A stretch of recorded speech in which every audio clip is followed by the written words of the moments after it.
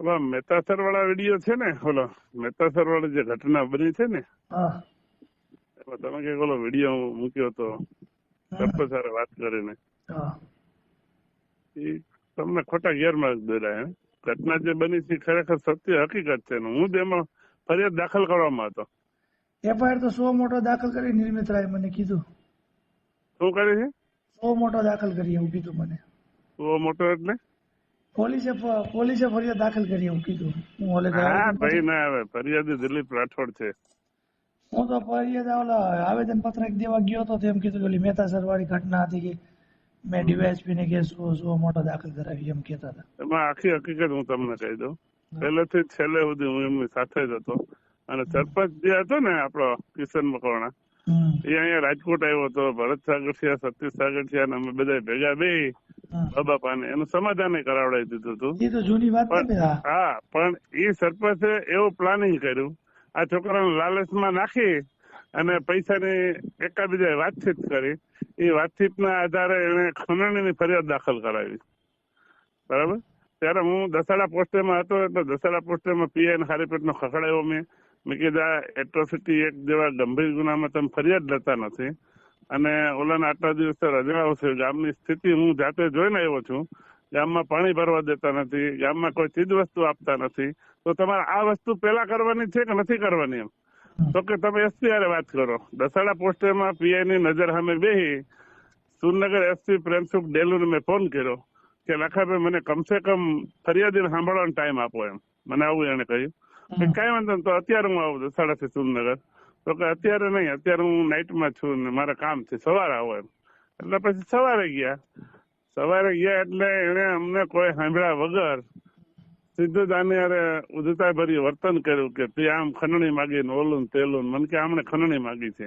મેં કે ખંડણી માગી હોય તો ગુનો દાખલ કરો, એમાં શું થઈ ગયું? પણ જે બનાવ બન્યો છે હકીકત છે એમાં તો તમે ફરિયાદ લો એમ વાત છે. તો એમાં એને કઈ ધ્યાન દીધું નહીં. બરાબર. આમના વિરુદ્ધ ખંડણીની ફરિયાદ દાખલ કરી. કીધું કઈ વાંધો નહીં. અને ત્યાંના મારી વાત સાંભળો હજી તમે. ત્યાંના અમે ગેટ ઉપર એન્ટર થયા ને, ત્યાં બે લેડીઝ છોકરીઓ બેઠી હતી. એટલે મારી જ ગાડી લઈને ગયા હતા. અમે અંદર જતા ત્યારે એમણે કીધું ભાઈ ગાડી તમે બહાર રાખો. કીધું કઈ વાંધો નહીં, છોકરાઓ આગળ પાર્ક કરતો હોય. કોઈ પ્રકારની કઈ લપતપ નથી કરી. છતાં એ છોકરીએ ત્યાં આવી પ્રેમસુખ ડેલુને એવી ફરિયાદ કરી કે ભાઈ આ લોકો મારે ઝઘડતા હતા અને મને એવું પૂછ્યું કે તમે અહીંયા શું કામ કરો છો ને આમ ને તેમ. એમાં પ્રેમસુખ ડેલુ ખીજાઈ ગયો અને આમ ગરમ થઈ ગયો. એટલે મેં એને કીધું ભાઈ તું ઉભો થઈ જા, આમને રજૂઆત નથી કરવાની, આ કોઈ સર્વોપરી નથી. બરાબર છે, નીકળ કીધું બહાર. એટલે અમે ઉભા થઈને હાલતા થઈ ગયા. પછી હજી ઘરે અમે આવ્યા ને ત્યાં તો દસાડા પોલીસ સુરનગર એસઓજી તપાસ સોંપી દીધી. એસઓજી વાળા નાળંદાનગર માંથી ઉપાડી ગયા આ છોકરાને. બરાબર. પછી મેં નિલપતરાયને ફોન કર્યો, ગુજરાતના ડીજીપી ને ફોન કર્યો, બધા વિડીયા નાખ્યા. એટલે આની ફાટી પછી ફરિયાદ લીધી. એને કેવી રીતે લીધી? દિલીપ રાઠોડ ફરિયાદી જે છે ને એ પોલીસ કસ્ટડીમાં છે. ક્યાં? સુરનગર એસઓજી માં પોલીસ કસ્ટડીમાં છે. અને પાટડી જે કોર્ટમાં નામદાર કોર્ટમાં રજૂ કરે છે ને એ 1 દિવસના રિમાન્ડ આપે છે. અને રિમાન્ડ ઉપર એની ફરિયાદ લીધી. તમે વિચાર કરો, પોલીસ કસ્ટડીમાં છે અને આમની ફરિયાદ દસાડા પોલીસ સ્ટેશનની જગ્યાએ પાટડી પોલીસ સ્ટેશનમાં લીધી. ગયો ને બુધવારે નિર્મિત રાયને આવેદન પત્ર દેવા મીઠાપુરની મેટરમાં. એટલે એને મને કીધું કે ભાઈ મેં રીલ જોઈ હતી ઇન્સ્ટાગ્રામમાં, બરોબર, આ ઓલી મહેતાસર વાળી. એટલે પછી મેં ત્યાંના સૂચના આપી કે ભાઈ આમાં શું થયું, ગુનો કઈ દાખલ કર્યો છે? તો કે કઈ કર્યો નથી. કેમ નથી કર્યો? તાત્કાલિક ગુનો દાખલ કરો. પછી કે મેં ગુનો દાખલ કરાવ્યો, મને એવું કીધું.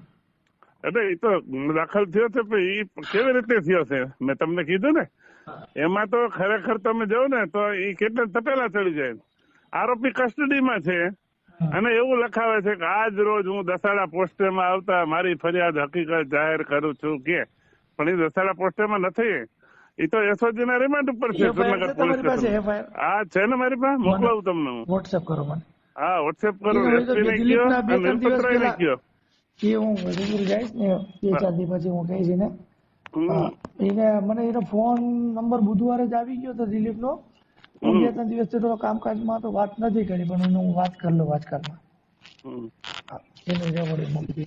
આ તો એનો વિડીયો મેં અત્યારે જોયો ને એટલે મારે ફોન કરવો પડ્યો. ઈ તો મેં જૂનો કદાચ છે બીજીને વિડીયો, કોઈ ગેરમાર્ગ અઠવાડિયા દોર્યા હોય અને અરે પણ ફરિયાદ પણ સાચી ઈ ફરિયાદ વાતમાં- ખોટી થાય એવું થાય. એવું નથી કાંઈ, મારે બીજો પક્ષ ને સાંભળવાનો. દિલીપને મેં ફોન હા, કર્યો એ તો- તો પણ એનો સ્વિચ ઓફ આવતો હતો. ભલે એ તો મારે બેન કોની હારે વાત કરવી? એમાં કઈ વાંધો નથી, બેન સાંભળવાના હોય ને મને હકીકતમાં કોઈ હું જે કઈ ફામીથી કહેતો ફોન હોય કરવો ને છે, દિલીપને ફોન કરતો નથી કે ભાઈ આવી ઘટના છે.